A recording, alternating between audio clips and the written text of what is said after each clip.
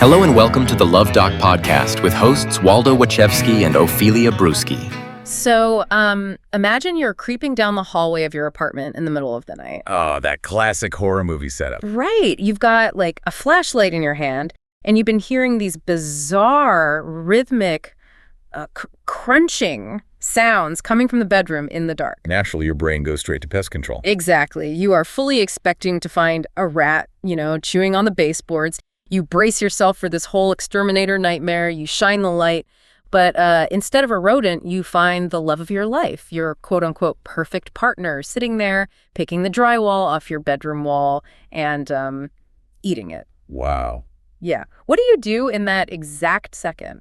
I mean, it is the ultimate collision of the domestic and totally unimaginable, right? Yeah. That specific moment forces just a complete psychological short circuit. It really does. Well, welcome to today's Luv Doc. We are thrilled to have you joining us. Glad to be here as always. So our mission today is to explore the extreme, sometimes truly bizarre ways human beings cope with overwhelming pressure. And, how we navigate those genuinely shocking discoveries within our closest relationships. And we have a really fascinating Luv Doc for today, right? We do.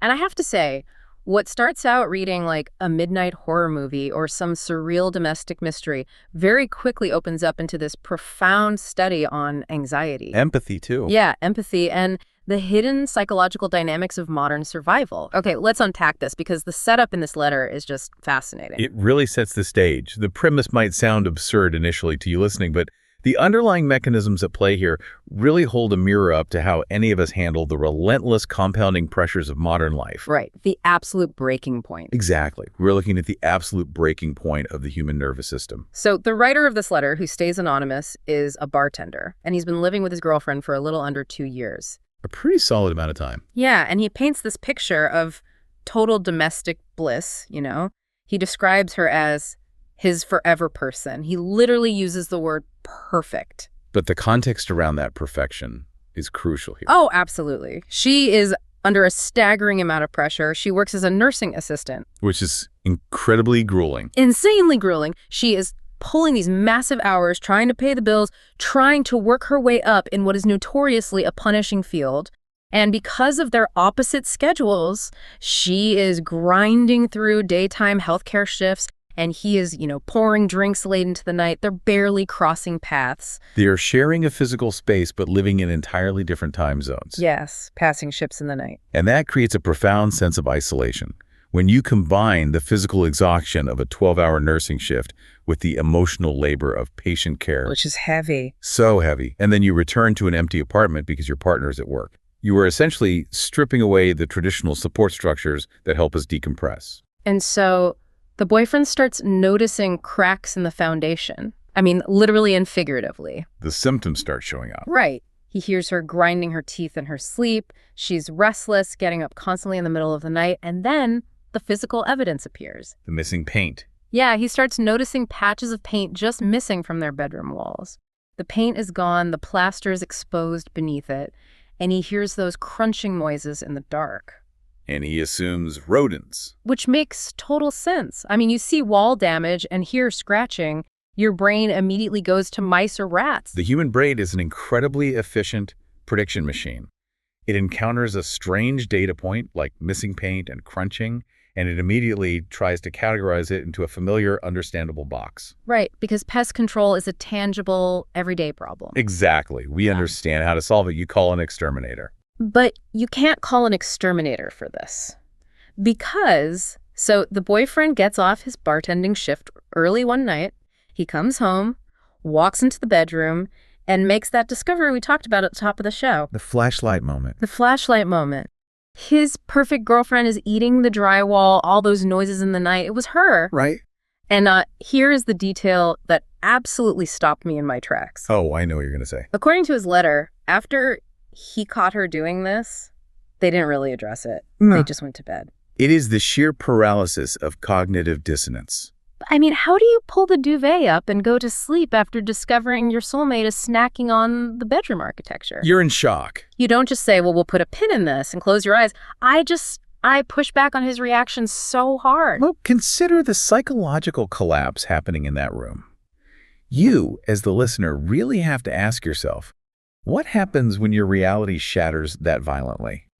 The boyfriend has built this concrete narrative that she is the one.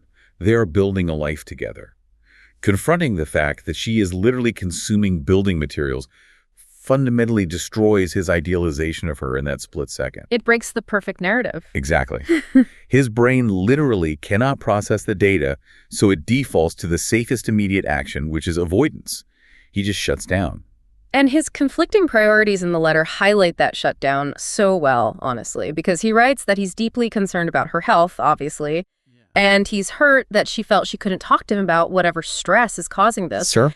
But then in the very same paragraph, he mentions that they have been stressing about getting their apartment security deposit back because their lease is up soon.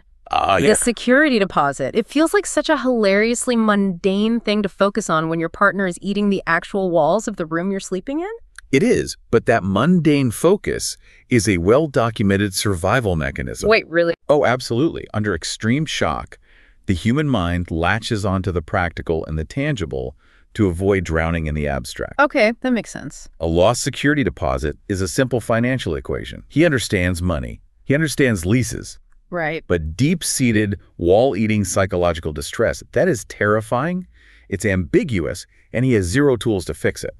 So he focuses on the plaster. So overwhelmed, he turns to the Luv Doc. Yeah. And the response he receives is just a complete tonal roller coaster. The Luv Doc employs a really fascinating rhetorical strategy right out of the gate. Yeah. The Luv Doc starts with some very dry, almost disarming humor. He tells the bartender, look, aside from literally eating your walls, she probably is the perfect girl. Right. The doc jokes that he isn't exactly sure how many points you deduct for drywall consumption, but it probably only takes her down to like a 9.8 out of 10. And that humor serves a very specific clinical purpose. How so? It immediately deflates the horror of this situation. By assigning a ridiculous numerical value to the behavior. The 9.8. Exactly. The doc validates the boyfriend's foundational love for her while acknowledging the sheer absurdity of the crisis. Basically tells the boyfriend, hey, you don't have to throw the whole relationship away. That's a good point. The doc also admits something highly relatable.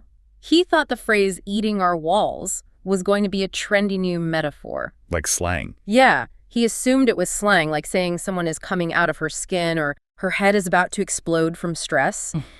He didn't expect the boyfriend to be speaking literally. Which is a fair assumption. Totally. He even compares it to that cultural moment when kids were eating Tide Pods, something that sounds like an absolute myth until you realize it's actually happening. Right, the internet trend. But then, right after making that Tide Pod comparison, the Luv Doc takes the wheel and jerks the car aggressively into oncoming traffic. The pivot is incredibly sharp. The Luv Doc uses this explosive political rhetoric to make a broader point.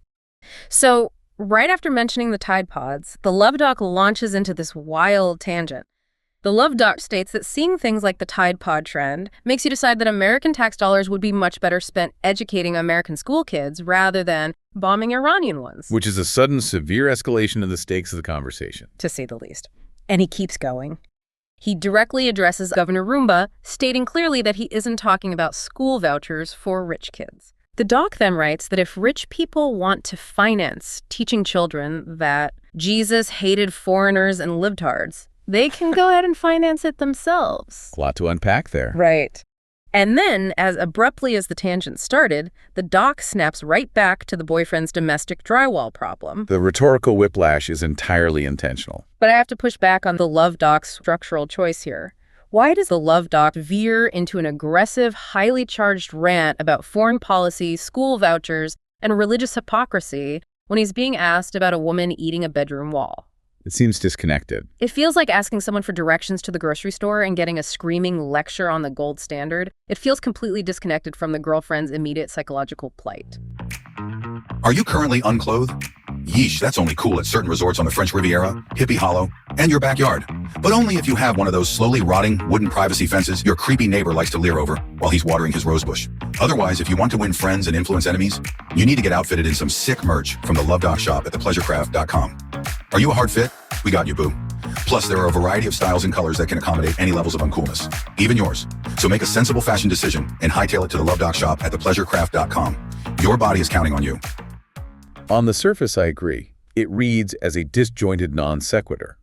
But if we analyze the function of that chaos, it reveals a much deeper diagnostic point. Okay, I'm listening. Why inject that level of societal macro-anxiety into a micro-domestic issue? Right, why? The doc is using politically charged shock value to frame the environment that created the girlfriend's condition in the first place.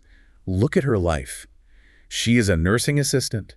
She is working punishing hours in a healthcare system that is notoriously strained. Yeah. She is barely scraping by trying to pay bills in an economy that feels incredibly hostile. So she's living inside a pressure cooker. Precisely. The combative, chaotic energy of the doc's political response mirrors the chaotic, stressful world driving her severe anxiety. Wow. The doc is essentially saying to the boyfriend, look at the absolute madness of the geopolitical and socioeconomic systems we are all living under. Is it really that surprising that an overworked healthcare worker is cracking under the pressure? That makes so much sense. It contextualizes her bizarre, localized behavior within a broader, equally unhinged societal framework. That reframes the entire column for me. The environment is unhinged, so the coping mechanisms become unhinged. And that brings us to the psychological breakdown of the behavior itself, which the doc handles brilliantly. Because after the political detour, he refocuses and asks the boyfriend a vital question about that midnight discovery. Right, the flashlight moment again. He asks, when you caught her in the act, did she freeze like a deer in headlights, or did she scurry away in a guilty panic? And that distinction gets right to the heart of her awareness and the neurological mechanism at play here. Was she conscious of it? Right. Was she in a compulsive, dissociative trance? Or was this a shameful, conscious secret she was actively trying to hide? The doc notes that if he were personally caught with a slab of drywall in his mouth, he'd be tempted to invent the wildest excuses imaginable. Oh, for sure. He lists things like claiming satanic possession, blaming an alien abduction, or faking a sudden severe calcium deficiency. Just anything to explain away the inexplicable. Which actually brings up the actual science of what we are looking at. Well, the Luv Doc doesn't explicitly use the medical terminology. It is describing a manifestation of severe stress that intersects with conditions like pica, which is the compulsion to eat non-food items, and extreme somatic grounding. Here's where it gets really interesting, because the doc makes an incredible connection to the boyfriend's own profession to explain this. The bartending. Yes, the boyfriend is a bartender. And the doc points out that the boyfriend surely sees stressed out people at his job every single night. Literally his whole clientele. Right. They are ordering double shots of liquor to self-soothe. Now, they aren't eating drywall, but the doc argues that the underlying anxiety driving the patron to the whiskey is exactly the same as the anxiety driving the girlfriend to the plaster. It levels the playing field completely, stripping away the stigma. But I am going to challenge the doc's comparison here. Okay, let's hear it. Is it actually fair to equate ordering a double whiskey at a bar with eating the building materials of your apartment? You don't think so? Well, culturally, going to a bar and having a drink after a brutal day is a socially sanctioned, widely understood behavior. It's communal. It's normalized. Sure, it's very normalized. But eating the walls of your bedroom in the dark while your partner sleeps is deeply isolating, destructive, and objectively harmful in a completely different way. You cannot tell me those are the exact same thing. I hear you, but I will strongly defend the doc's premise on this. Is it culturally different? Absolutely. No question. Right. But neurologically, it is the exact same mechanism. Really? The exact same? Yes. A bartender watching someone frantically drink away their anxiety is watching the exact same chemical desperation as a woman eating plaster. We just put one in a fancy glass and charge $14 for it. You think the brain is doing the same work in both scenarios? The brain is desperately trying to regulate an overloaded system. Think about the exhaustion of the prefrontal cortex, the logical decision-making part of the brain after a 12-hour nursing shift. It's basically offline. Exactly. When that part of the brain is exhausted and the sympathetic nervous system is trapped in a fight-or-flight panic loop, the body regresses to primitive self-soothing. Okay, I'm tracking. The alcohol physically depresses the central nervous system to force a calm. The drywall, conversely, provides intense tactile and oral fixation. The chalky texture. Yes, the chalky texture, the physical resistance of the wall, the crunching sound, it provides a biological feedback loop. It is sensory flooding. It grounds a panicked, racing mind in a very raw physical sensation. So the crunching is literally a way to interrupt a mental panic attack. Yes, she might be so deep in her racing thoughts that she doesn't even consciously realize she's doing it. Wow. Whether you are mindlessly throwing back a double whiskey to numb the noise or mindlessly picking at plaster to ground yourself in a physical sensation, the root cause is identical. It forces you to consider your own habits, really. What are the wacky or destructive ways you self-soothe when pressure gets too high? It's so true. Because everyone has a mechanism, even if they won't admit it. Oh, everyone. Some people bite their nails until they bleed. Some doom scroll on their phones for 6 hours in the dark, completely dissociating from reality. Absolutely. Others over-exercise until they injure themselves, or they blow their savings on compulsive shopping. The manifestation might not be as visually shocking as eating a bedroom wall, but the Luv Doc is pleading with the boyfriend to recognize the shared humanity in the act. To see himself in it. Yes, the doc is telling him, do not alienate her. Do not treat her like a monster or an anomaly, because her underlying pain is a profoundly normal, universal human experience. She's just using the closest available tool to survive the night. So bridging that gap between the neurological reality and the boyfriend's actual living room, what is the practical advice? Where do we go from here? Right, because what do you do when you are standing in an apartment with chewed-up walls, a looming lease renewal, and a partner in crisis? The Luv Doc's final advice is essentially a masterclass in emotional triage. It really is. He warns the boyfriend explicitly against leaning into the narrative of judgment. He says, do not treat her like a drywall-eating freak. He is advocating for radical empathy over judgment. He tells the boyfriend to take a soft approach, express genuine, gentle concern for the severe anxiety that is driving the compulsion. Validate the pain. Exactly. And the doc suggests exploring various therapies to intervene, talk therapy to address the root stressors, massage to release the physical tension, aromatherapy to provide a different kind of sensory input. Which is brilliant. Anything, as he beautifully puts it, to get her off the wall and out of her head. He is offering alternative methods for somatic grounding. If she needs sensory input to calm down, provide sensory input that heals rather than destroys. But I keep coming back to the boyfriend's very real, very tangible concern about the apartment itself. The security deposit again. Yes.